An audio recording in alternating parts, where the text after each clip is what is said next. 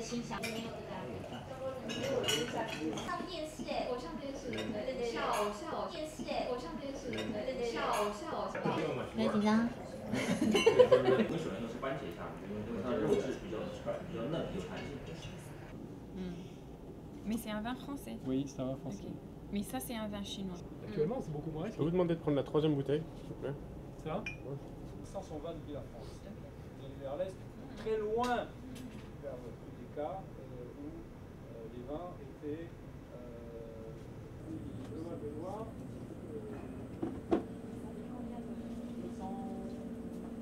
viticole informatisé, dans lequel il y a tous les quasi-viticoles informatisés. Ce serait pas comme ça. Ça passerait, ça se verrait tout de suite. Ok. Ouais. Donc nous vérifions les conditions de production, les fraudes éventuelles qui peuvent se produire, les imitations et les contrefaçons.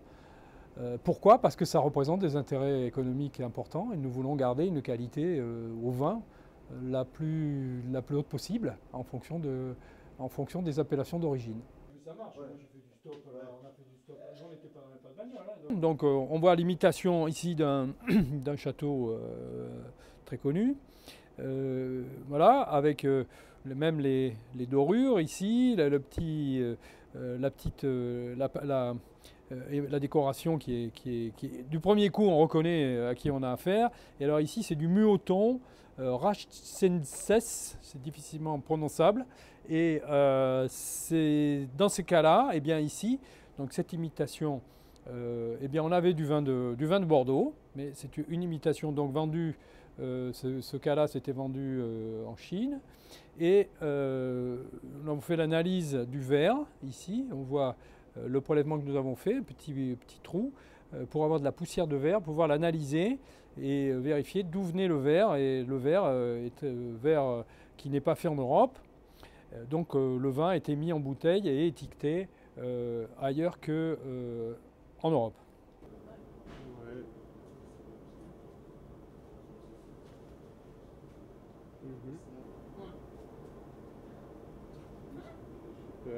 Utilisant le marketing des grands châteaux.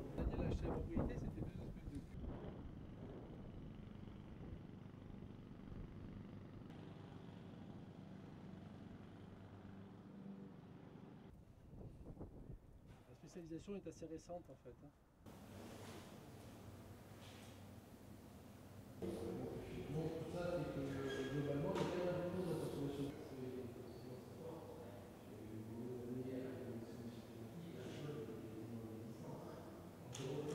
Plus on est capable d'anticiper, plus on gêne le contrefacteur, moins on a de risque d'avoir de contrefaçon et plus on sécurise notre consommateur et moins on laisse de doute dans l'esprit du consommateur. Le consommateur, il faut que quand il achète une bouteille de vin, qu'il soit sûr d'acheter la bonne bouteille de vin et qu'il n'ait pas de doute dans son esprit, quoi.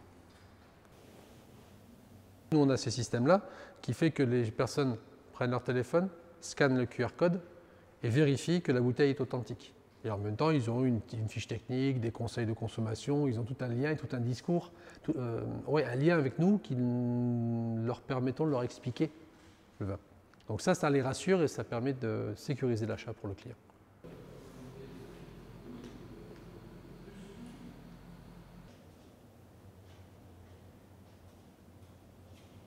Le mieux, c'est d'en parler ouvertement et dire ce qu'on fait et avertir le consommateur des moyens qui sont à sa disposition pour se sécuriser et pour être sûr d'avoir le bon produit.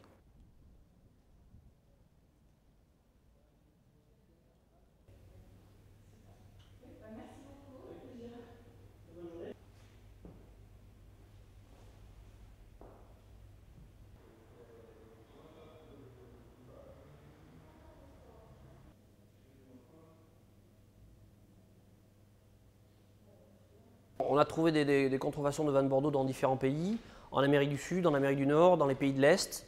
Mais comme la Chine est le premier marché des vins de Bordeaux à l'export et comme historiquement la Chine a tendance à copier beaucoup, ben on trouve aujourd'hui un nombre de copies assez important sur la Chine. Donc on travaille particulièrement sur ce marché-là, mais pas uniquement. On continue à travailler sur les pays d'Europe de l'Est ou d'Amérique du Sud par exemple. Je peux le voir partout sur l'internet, donc je peux vous donner le papier. La capsule et donc le scellé ne sera plus utilisable. Ça évite aussi les problématiques de refining. Tesa, qui est la solution qui a été choisie par la société Négoce Castel C'est le code à bulles qui est utilisé par certains crus classés ou d'autres vins de Bordeaux. Sur les différentes contrefaçons, il y a des choses basiques avec des faux grossiers où on met un vin qui vient bien sûr pas de Bordeaux et parfois pas de France, avec une étiquette grossière d'un château inventé, avec des noms d'appellation inventés. On a parfois des étiquettes avec plusieurs noms d'appellation sur la même étiquette, où on voit Bordeaux, Bourgogne, Languedoc, avec des cépages qui ne sont pas des cépages de Bordeaux. Ça, c'est les contrefaçons les plus grossières et qu'on écarte assez facilement. Après, il y a des contrefaçons assez bien faites, où on va reprendre un vrai nom de château en imitant un peu l'étiquette.